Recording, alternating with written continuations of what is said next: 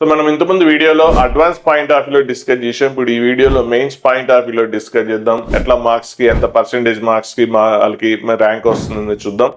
So అలాగే ఈ gaps ఏంటో చూద్దాం. సో ఇప్పుడు ప్రెసెంట్ ఇప్పుడు ఈ 2022లో సో ఈచ్ పర్సెంటైల్ కి అంటే 100 కి మనం మైనస్ చేసేస్తే ఎంత 99. సో ఒక్కొక్క పర్సెంటైల్ కి ఎంతమంది స్టూడెంట్స్ పెరుగుతున్నారంటే 9,000 పెరుగుతున్నారు. ఎందుకంటే ఆ ఇయర్ 9 lakhs రాశారు కాబట్టి ఇప్పుడు లాస్ట్ 2 years యావరేజ్ చూస్తే 13 lakhs రాశారు కాబట్టి ఈచ్ 1 percentile తగ్గుతున్న కొద్దీ సో 13,000 స్టూడెంట్స్ యాడ్ అవుతుంటారు. సో మనం రఫ్గా ఇప్పుడు క్యాలిక్యులేట్ చేసుకోవచ్చు. అంటే ఇప్పుడు ఇదేంటి 97.3% గ్యాప్ ఉంది కాబట్టి 3 into 13,000 అంటే 39,000 ర్యాంక్ వస్తుంది. అంటే 2022లో అయితేనేమో ఈ పర్సెంటైల్ కి రఫ్ గా ఎగ్జాక్ట్ కాదు. సో 27,000 ర్యాంక్ అయితే ఇప్పుడు 39,000 అంటే నెంబర్ ఆఫ్ స్టూడెంట్స్ పెరిగారు కాబట్టి ఎంతమంది అయితే అంత అంటే 13 lakhs కాబట్టి 13,000 ఈచ్ పర్సెంటైల్ కి. ఒకవేళ 14 lakhs రాస్తే ఈచ్ పర్సెంటైల్ కి 14,000 అలా యాడ్ అవుతుంటుంది రఫ్ గా. అంటే నియర్ బై అంటే మరి ఎగ్జాక్ట్ కాదు. సో రఫ్ గా అన్నట్టు.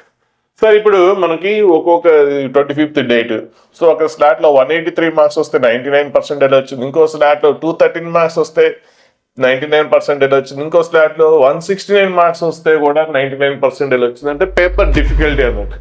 సో ఇక్కడ పేపర్ ఈజీగా ఉంది, ఇక్కడ పేపర్ డిఫికల్టీ ఉంది. అందుకే తక్కువ మార్క్స్ వచ్చినా కూడా మంచి పర్సెంటైల్ వచ్చింది. సో అండ్ యావరేజ్ చూస్తే మనకి ఇప్పుడు సీట్ రావాలి అంటే ఇప్పుడు ఈ పర్సెంటేజ్ లో ఉంటే ఓపెన్ కేటగిరీ కింద సీట్ తెచ్చుకోవచ్చు. అంటే 156 ఆ యావరేజ్ చూస్తే ఎంత ర్యాంక్ అంతా 27,000. సో మనకి ఇప్పుడు 13,000 అనుకున్నాం కాబట్టి 39,000 అవుతుంది. అంటే ఇయర్ ప్రకారం చూస్తే సో ఈ మార్క్స్ వస్తే ఆ యావరేజ్ అన్ని స్లాట్స్ లో యావరేజ్ చూసుకుంటే మనకి 156కి 39,000 అయినా కూడా ఎన్ఐటీలో ఓపెన్ కేటగిరీ కింద సీట్ కొట్టచ్చు. ఎందుకంటే 15-16,000 అడ్వాన్స్కి వెళ్ళిపోతారు. అంటే ఆ 39లో వాళ్ళని 15 తీసేస్తే ఇంకా 24 ఉంటారు కాబట్టి so seats so open category కింద అంటే మంచి బ్రాంచ్ కాకపోయినా కూడా మంచి కాలేజ్ కాకపోయినా నెక్స్ట్ లెవెల్ ఎన్ఐటీలో అయినా సీట్ వచ్చేస్తుంది. అదే ఈడబ్ల్యూఎస్ కానీ బీసీ కానీ అంటే ఇంకా బెటర్ కాలేజ్లో సీట్ వస్తుంది. సరే మనకి ఇప్పుడు ఈ పర్సంటేజ్ ఆఫ్ మార్క్స్ తెచ్చుకున్నా కూడా మార్క్స్ తెచ్చుకోవచ్చు. మరి ఈ మార్క్స్ తెచ్చుకోవడానికి కష్టమా అంటే సో యాక్చువల్గా మనకు కొన్ని పేపర్స్ వస్తే అంటే డిఫరెంట్ స్లాట్స్ లో మనం పేపర్స్ వస్తే వెరీ ఈజీ క్వశ్చన్స్ అంటే ఇంటర్మీడియట్ రేంజ్ క్వశ్చన్స్ ఈ స్లాట్ లో 9 questions ఈ స్లాట్ లో ఓన్లీ మ్యాథమెటిక్స్ పరంగా డిస్కస్ చేస్తున్నాను. వేరే సబ్జెక్ట్స్ కూడా అదే ప్రపోర్షన్ వేసుకోండి మీరు. సో అలాగే ఇక్కడ 14 bits ఇక్కడ 7 bits అంటే ఈ పేపర్ లో ఈజీ ఉంది అందుకే మార్కులు ఎక్కువ వచ్చేసినాయి. ఇక్కడ ఏమో 7 bits ఉన్నాయి అందుకే మార్క్స్ తక్కువ వచ్చేసినాయి.